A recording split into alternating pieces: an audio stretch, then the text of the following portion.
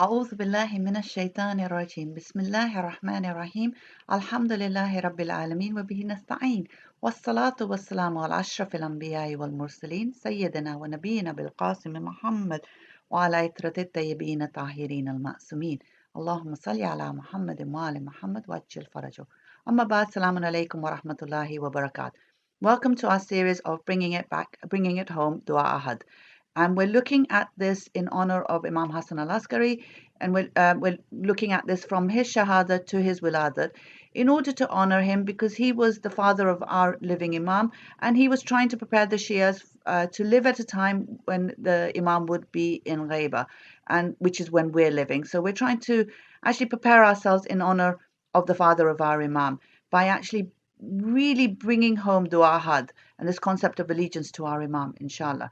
So in this part of the dua, we're actually asking Allah. Now, before we ask Allah, we need to, we're looking at specific attributes of Allah dependent on what we're asking for. Here, we're trying to open up all the pathways through which to ask from Allah, and also make us realize that only Allah can give us what we really truly want, and to reflect on what is it that we're asking for in this dua. And it's actually asking for allegiance, so that we're actually able to fulfill this allegiance to our Imam. Now, the specific attributes that are used connect us to Allah and to our Imam as well. So it's actually sort of moving on our spiritual path through our connection to Imam, to the connection to Allah, trying to reach our potential, our perfection, and then inshallah paradise. So let's look at the specific attributes that are used here. So the first attribute is we ask through his noble name, through Allah's noble name. So in this aspect, in this part of the dua, we say, Allahumma inni as'aluka bismikal kareem. Oh Allah, I ask you, I beseech you in your noble name. Now, this is his hidden name, his noble name. A name is by which we know a person, by which we refer to a person by. So here we're actually trying to connect to Allah by his name. And then it goes on to wabinuri wajikal kareem. So this concept of nur, which is light, which is guidance. So we're able to see more clearly. And again, if we look at Imam, when Imam comes, we'll be able to see more clearly. He'll be able to guide us towards the right path. And then this concept of wajh is the face, is the presence. When you face someone, you have their attention. So we're actually sort of facing Allah, and looking at, actually talking about this concept of being present there, having his full attention. And here this is where Allah sort of deals with his creation. And there's a beautiful verse in Surah Rahman, which is Surah number 55, verse 26 and 27, where Allah subhanahu wa ta'ala tells us, A'udhu billahi minash shaitanir rajim, Kullu man alayha fan. Everyone on the earth will perish. وَيَبْقَى وَجْهُ رَبِّكَ ذُو الْجَلَالِ وَالْإِكْرَامِ. And there will remain the face of your Lord possessing glory and honor. And Imam Jafar Sadiq alayhi salam actually says that this wajh is the Imam. They are the wajh of Allah. And so again, our Imam is the wajh of Allah. It is by connecting to him, we're actually connecting to Allah.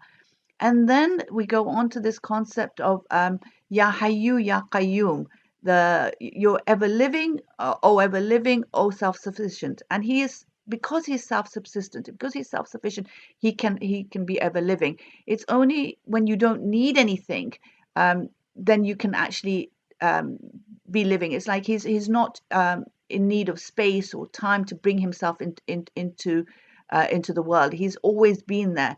Hence, he's living before everything, after everything. And again, we talk about this concept of later on in the dua, where we actually mention this, where we say, Ya hayya qabla kulli hay, oh he who was alive before anything existed, before any living thing existed.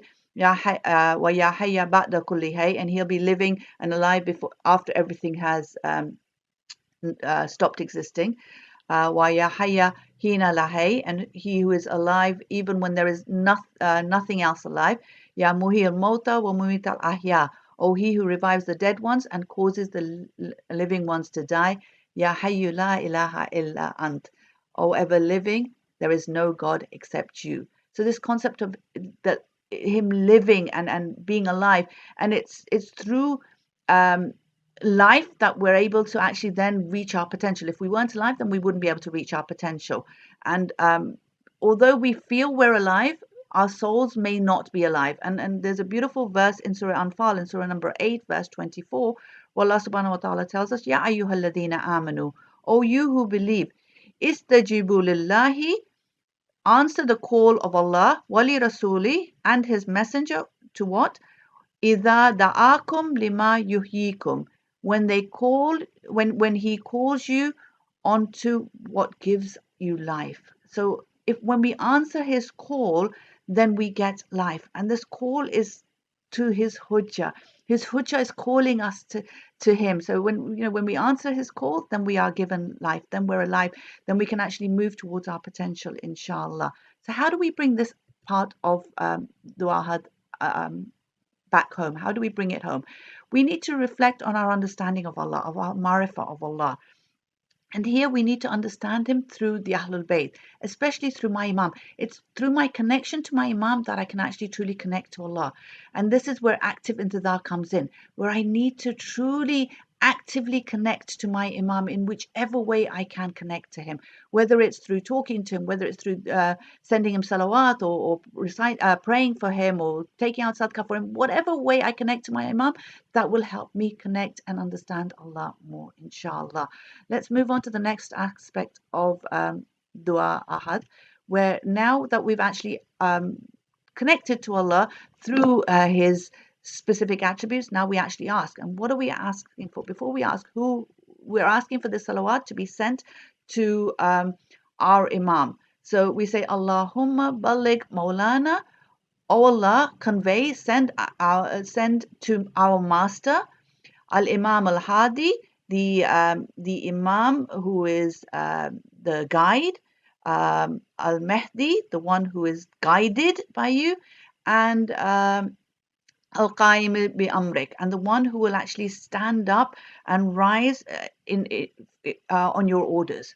So we're actually using specific names of the Imam to make us realize who he is. He's the one who's guided. He's the one who will guide. He's the one who's guided. And he's the one who's going to stand up and rise up and stand up for Allah's orders.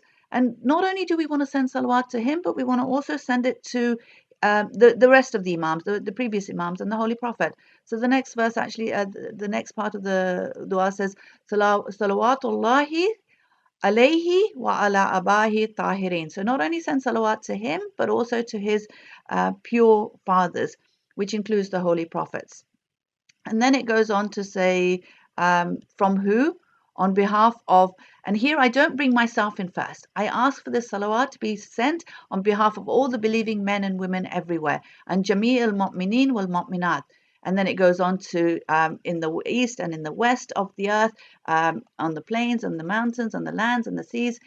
So it talks about literally any mu'min, any mu'minat, wherever they are. And then it says also from me, wa anni, wa an walidayya. So from me and my parents. Now here, there's a separation. Why are the parents mentioned separately? Are they not included in the believing men and women? Of course they are. But here it's to give the respect to our parents, to show that they have an added respect above the mu'min and the mu'minat. It's like in Surah Baqarah, in Surah number 2, verse 98, where Allah actually gives that extra respect to his grand angels. So here he says, whoever is the enemy of Allah and his angels and his messenger, and then he mentions Jibreel and Mikael. So it's giving that extra, they're of course included in the angels, but it's giving that extra respect to them. So in the same way, we give that extra respect to our parents. And then it says, what sort of salawat do we want to send? This salawat, which is so grand, so heavy, so with so much status. We want to give the most possible. And I know I'm limited in my mind, in my understanding, in my thinking, in my imagination. So I take it back to Allah, and I talk about His arsh, His throne, and So we say that we want to give this salawat, which is so heavy. It's a salawat which is the weight of His throne. Min as-salawati zinatil arshil Allah wa midadi kalimatihi. So this which is weightier than his throne, which is as much as the ink of his words. And again, we have where Allah talks about in the Holy Quran in Surah Kaf and in Surah Luqman that if all the trees were pens and all the sea were ink, and with 7 more seas to increase it, the words of Allah would never come to an end. So this concept of his words are just, we can't even fathom how much they are. And then we say, as many as that which is counted by his knowledge and encompassed by his book. We can never truly understand the depth of it, but that's the salawat I want to send. Even one that I can't even fathom myself, but I know Allah can send this salawat. How do I bring this home practically? If I can actively recite 14 salawat every day, one to each of the Masumeen, actually be conscious when I'm reciting each one of these salawat and think about the sort of salawat I'm sending them. Inshallah, then I will truly connect to this dua and bring this dua home, inshallah. Please join me next Monday to continue looking at this dua. Wassalamu alaikum wa rahmatullahi wa barakatuh.